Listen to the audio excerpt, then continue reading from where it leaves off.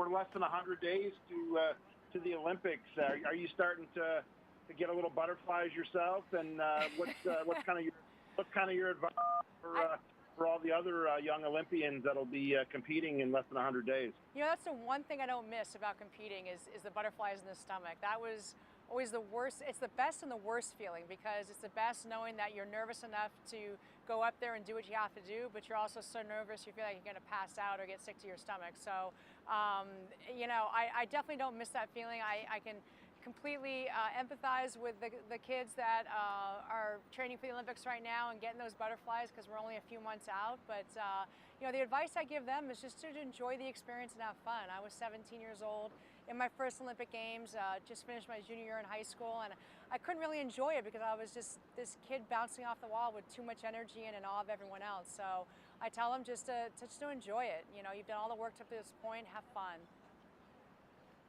There's probably nobody better to serve as a mentor than you. Did you have a mentor or someone you really got great advice or seeked out advice from? My parents really were my mentors, and whether they knew it or not, I didn't go and seek advice from them, but I learned from them, and I'm very visual, so I learned by watching. But you know, I was very honored and humbled that Team Kellogg's asked me to be the mentor for these 5 other athletes on Team Kellogg's, and you know, hopefully my experience will help them along the way too. I mean, they're all first-time Olympic hopefuls, so this is a very new experience for them. Talk about how this partnership relationship with Kellogg's came to be. Well, you know, I'm working with Kellogg's to celebrate the everyday motivation to help people reach their goals. And as you know, as an athlete, you're very much goal-oriented. And when they asked me to be a part of the team, it was really a no-brainer, especially with the fact that I knew that there would be younger kids on this team and really wanting to help them and share with them my experiences. I know you've also been a big proponent of kids, you know, getting off the sofa, being active, the whole family being active. You think the Olympics will have some synergy with that? You think that there's always a bump after the Olympics with you know, people getting involved with sports or becoming more active? Oh, I think there's definitely a bump in sports after something as prestigious as an Olympic Games. I mean, that even goes for World Cup soccer and any other event. You know, you see what's going on out there. You see how much fun the athletes are having, and you see how hard they're working that. You just want to get out there and try what they're trying. I mean, Wimbledon comes around and I'm out there on the tennis court the next day. Not that it's a pretty sight, but you know, I think that's just how human nature is, and it would be nice to see when these Olympics come around, you know, more kids getting involved in the sport of swimming. Yeah, the sport of swimming is pretty unique. That's really a sport where it really takes total dedication and you know, really putting everything else in your life kind of on hold as you get in those critical training periods. What is that kind of, you think, a little different with swimming than maybe, you know, basketball and tennis? You have the professionals where it's just kind of another day, another tournament. Swimming kind of unique in that fact? Well, it is, and I think any individual sport like track and field, gymnastics, swimming, you know, you gear up for this one event every 4 years, and you spend your whole life training for this event. And so there's a lot of pressure on these athletes, and they just have to remember that they've done all the work just to go out there and enjoy it.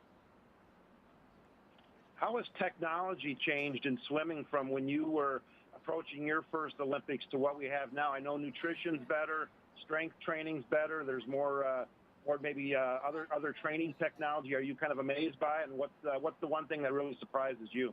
I think the biggest thing for me, having been a swimmer, is how I started off in the '84 Olympics with the less suit the better on your skin, because your skin is faster than your suits, to now the suit's almost covering your whole body because the swimsuit material is so much faster than your skin. And it's been fun to kind of watch that evolve over the years and look back on pictures of these, God forbid, like horrible swimsuits that we used to wear, and now they're just so sleek and cool looking.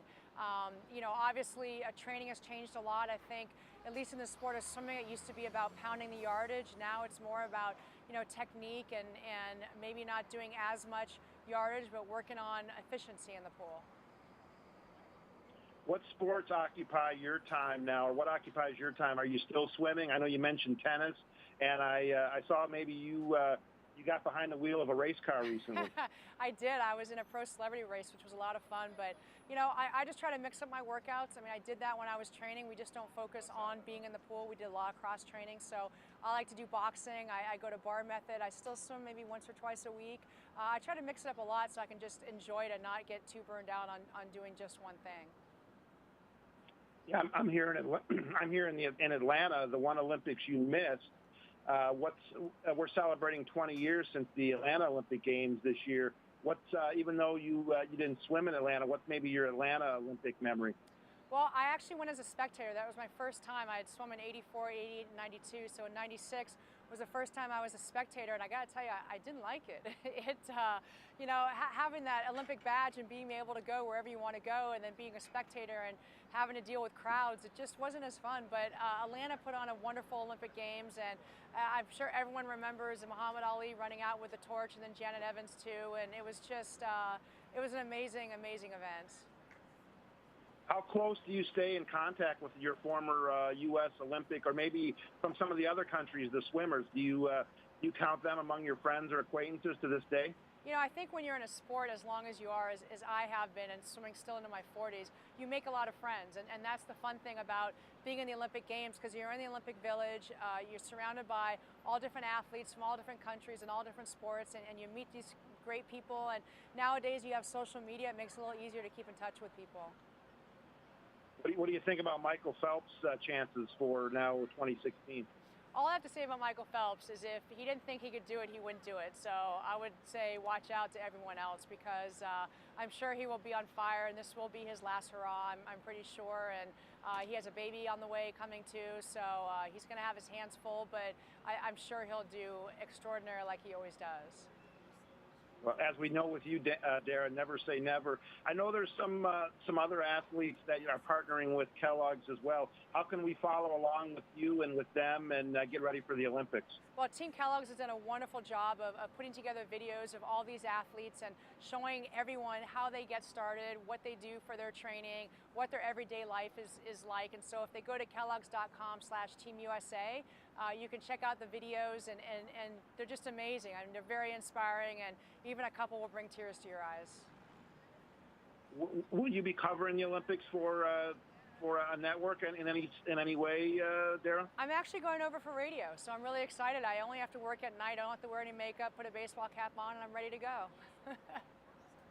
I won't say you have a face for radio, but we're definitely looking forward to your coverage. We're looking forward to the swimming. We're looking forward to the impact that Kellogg's is going to make, and you're a delight, and we appreciate you coming on. Well, thank you so much, and I'm very honored and humbled to be a part of Team Kellogg, so thank you. They should be honored to have you as well. Thanks, Dara.